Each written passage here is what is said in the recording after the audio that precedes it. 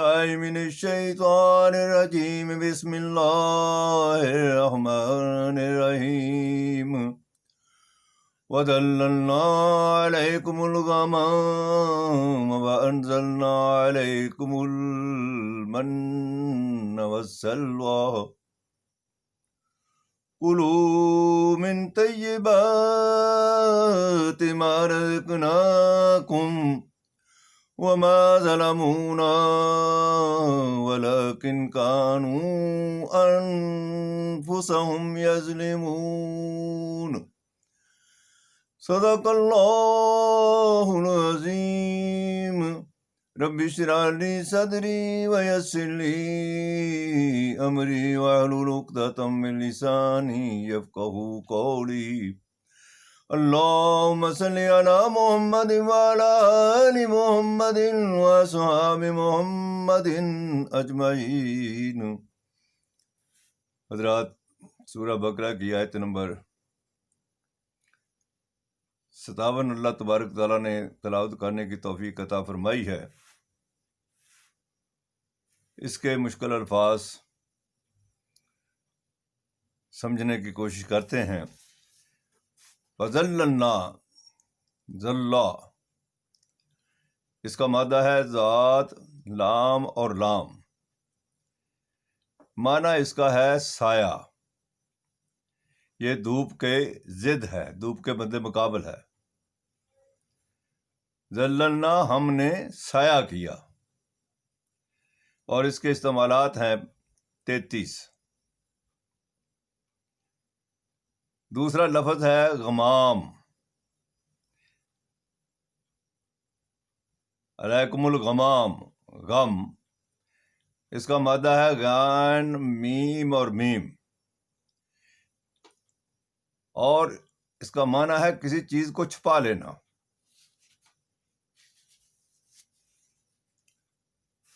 غمام بادل کو بھی کہتے ہیں، دھوپ کو چھپا لیتا ہے۔ غمام قرآن مجید میں استعمال ہوا ہے، اسی سے ہے۔ غم بھی اسی سے ہے، جو راحت کو چھپا لیتا ہے، خوشی کو چھپا لیتا ہے، وہ بھی اسی سے ہے۔ غم بھی من کا مادہ ہے میم، نون اور نون۔ اس کا معنی ہے احسان کرنا۔ ممنون، احسان ہمارے اردو میں بھی استعمال ہوتا ہے۔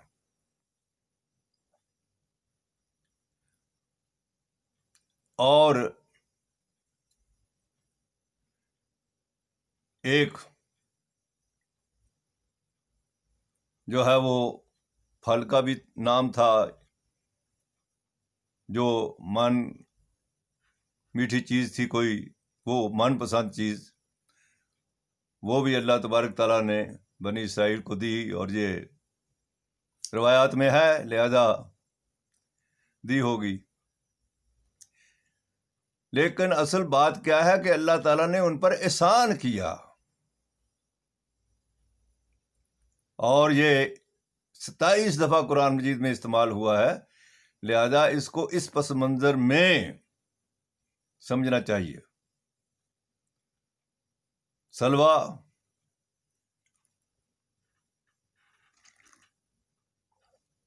اس کا معنی ہے، مادہ ہے اس کا سین، لام اور واو،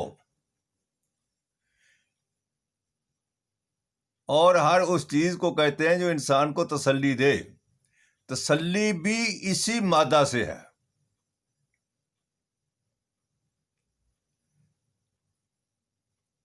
جس کے معنی ہیں اطمینان، راحت، اور بٹیر بھی کہتے ہیں، اس کا معنی ہے کہ وہاں بٹیر بھی تھے۔ استعمال اس کے 3 ہے قرآن حکیم میں، زیادہ نہیں ہے۔ کلو، اس کا مادہ ہے الف، کاف اور لام۔ الف، کاف اور لام، اس کا معنی ہے کھانا، تناول کرنا کسی چیز کو۔ کلو، کھاؤ۔ اس کے استعمالات ہیں 109۔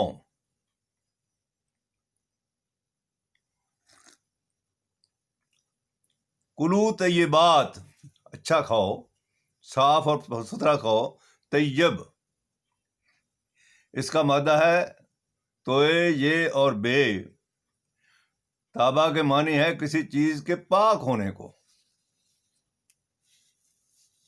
کسی چیز کو پاک ہونا. اس کے استعمالات ہیں 50. اب آئیے ذرا اللہ تبارک تعالیٰ کا جو بنی اسرائیل کے اوپر احسان ہوا اس کا ذکر اللہ تعالیٰ نے اس میں کیا. اور مقصود کیا ہے؟ مقصود یہ ہے کہ اللہ تعالیٰ کے احسانات یاد بھی کیے جائیں، اور ان احسانات کا جواب یہ ہے کہ اللہ تعالیٰ کے کسی حکم کو توڑا نہ جائے اور اس پر عمل کیا جائے. اور اللہ تعالیٰ نے قوانین ہی انسان کو ایسے بنا کر کے دیے ہیں جس پر وہ عمل کر سکتا ہے، جس سے اس کا اپنا ذاتی مفاد ہے. انسان کا، اس کی صحت صحیح ہوتی ہے، اس کا معاشرہ صحیح ہوتا ہے، اس کو راحت اور تسلی ملتی ہے، زندگی پرسکون گزرتی ہے، بیماریوں سے نجات ملتی ہے. سارے قوانین اور سارے ضابطے اللہ تعالیٰ کے ایسے ہیں جو انسان کی فلاح کے لیے ہیں. فرمایا اللہ تبارک تعالیٰ نے بنی اسرائیل کو جس وقت فرعون کی غلامی سے نجات دی، پھر ان کو تورات دی. حضرت موسیٰ علیہ السلام جس وقت گئے 40 رات کا وعدہ اللہ نے کیا، پیچھے انہوں نے بچڑا پوجا شروع کر دیا. اور یہ غلام قوموں کا مزاج ہوتا ہے کہ ان کے اندر فائن فیلنگ ختم ہو چکی ہوتی ہیں، لہذا وہ چھوٹی چھوٹی جو چیزیں ہوتی ہیں نا، انہی کو اپنا رب بنا لیتے ہیں. چھوٹے چھوٹے احسانات، چھوٹی چھوٹی باتیں ان کے لیے بہت بڑی باتیں ہوتی ہیں. ان کا سوچ، ان کا مزاج اللہ تبارک تعالیٰ تک پہنچنا بڑا مشکل ہو جاتا ہے. ماورائے سوچنا ان کے لیے ممکن نہیں ہے. جو سامنے چھوٹی چھوٹی چیزیں ہیں انہی کو دیکھتے ہیں اور اسی کے اوپر کرتے ہیں. یہی غلام قوموں کا طرز عمل ہے، اور یہی طرز عمل آج میرا اور آپ کا ہے، پاکستانی قوم کا ہے.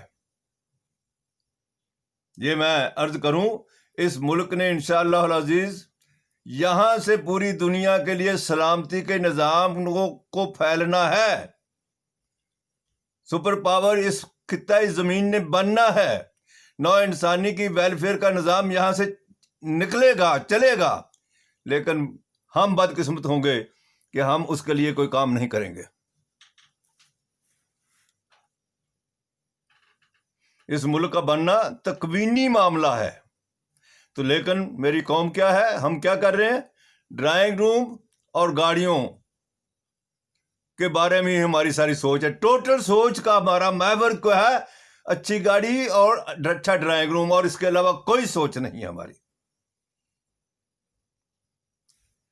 اب ذرا فرمائیے، اب اپنے ذرا سنیے اللہ تعالیٰ تک کیا فرما رہے ہیں. وَظَلَّلْنَا عَلَيْكُمُ الْغَمَامَ وَأَنزَلْنَا عَلَيْكُمُ الْمَنَّ وَالسَّلْوَىٰ. ہم نے ان کے اوپر جو ہے وہ سایہ کیا اور من و سلوہ اتارا. یہ کہتے ہیں کہ بٹیر سے شام کو قریب آتے، وہ پکڑ لیتے اور کھاتے،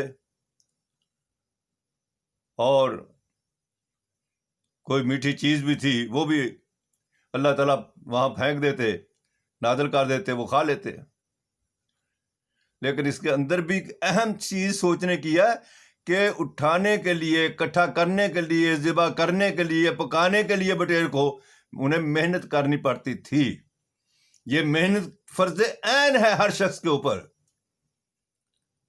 لیس للانسان الا ما سعى، اللہ تعالیٰ کا قانون ہے، ضابطہ ہے.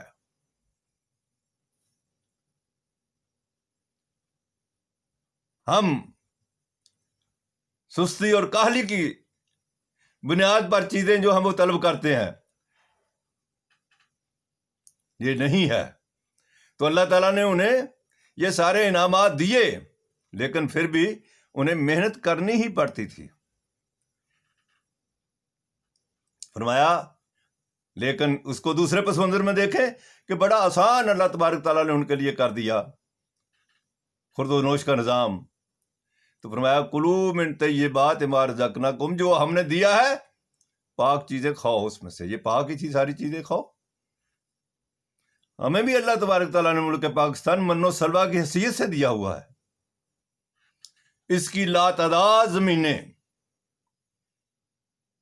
ہم نے غداروں کے حوالے کر رکھی ہیں، جبکہ اللہ تبارک تعالیٰ فرما رہے ہیں والارض وضعها للانام، ہم نے زمین تو نوع انسانی کے لیے بنائی ہوئی ہے، مخلوقات کے لیے ہے. اس کے اوپر سانپ بن کر کے بیٹھ جانا جو ہے وہ بالکل غلط ہے. ایک تو غداری کی اپنی قوم کے ساتھ، انگریز جاتے ہوئے جاگیریں دے گیا اور ان کے اوپر ہم بیٹھے ہیں.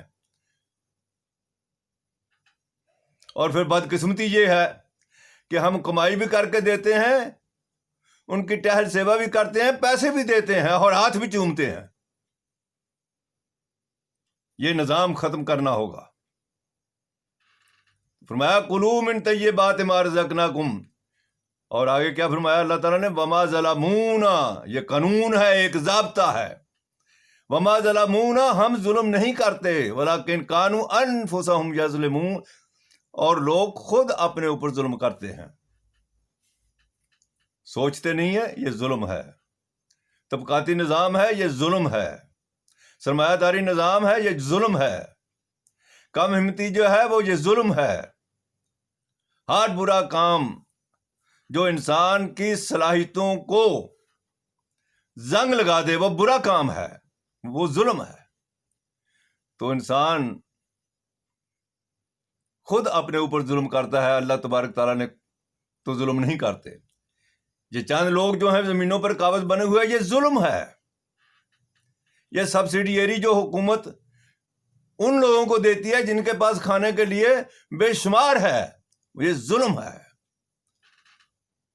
اللہ کی مخلوق 2 وقت کی روٹی کے لیے دھکے کھائے اور بقیہ عیش و آرام کریں، یہ ظلم ہے. کچھ لوگوں کے بچے پیدا ہوتے ہی سونے کے چمچے منہ میں لے کر کے پیدا ہوں، اور کچھ لوگ 2 وقت کی روٹی تو کیا ہے، بچہ، چھوٹا بچہ پاکستان کے اندر دودھ کی وجہ سے مر رہا ہے. خشک ہونٹ ہیں، پیلے چہرے ہیں، کمرے ہڈیاں نکلی ہوئی ہیں. یہ کیا ہے؟ وما ظلمونا، ہم ظلم نہیں کرتے، ولکن کانوا انفسہم یظلمون. یہ زمینیں تمام کی تمام حکومت کے پاس ہونی چاہیے، اور جو ذمہ داری کرنا چاہے اس کو وہ الاٹ کر دے، اور جب تک وہ ذمہ داری کرتا ہے وہ کرے. اس ذمہ داری کے نتیجے میں وہ مال و اسباب بھی اکٹھا کر سکتا ہے. وہ ہے اصل میں جس پہ اوپر زکوٰۃ وغیرہ کا نظام ہے. ہمارے علماء کہتے ہیں کہ یہ زکوٰۃ کا نظام ہونے کی دلیل اس بات کی دلیل ہے کہ ہر شخص اپنا مال رکھ سکتا ہے جو اس نے اپنے ہاتھوں سے کمایا ہو.